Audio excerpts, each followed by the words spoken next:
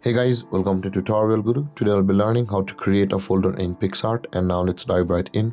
Now to create a folder in Picsart, first open up your Picsart app on your phone, as I have already opened it on my phone, you can see.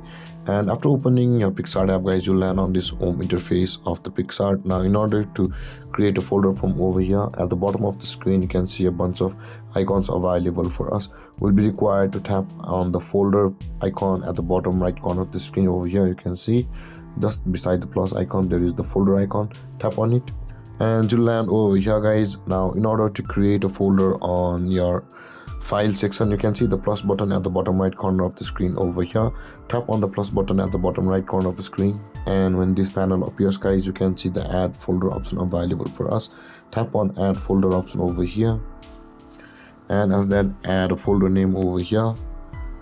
So I'll be just typing in folder 2, and after that tap on the create button at the top right corner of the screen, and then your folder will be created on Picsart. And there guys, this is how you'll be able to create folder in Picsart. And if you have any confusions or questions regarding the topic, feel free to comment in the comment section below, and don't forget to like, subscribe and hit that bell icon for more videos.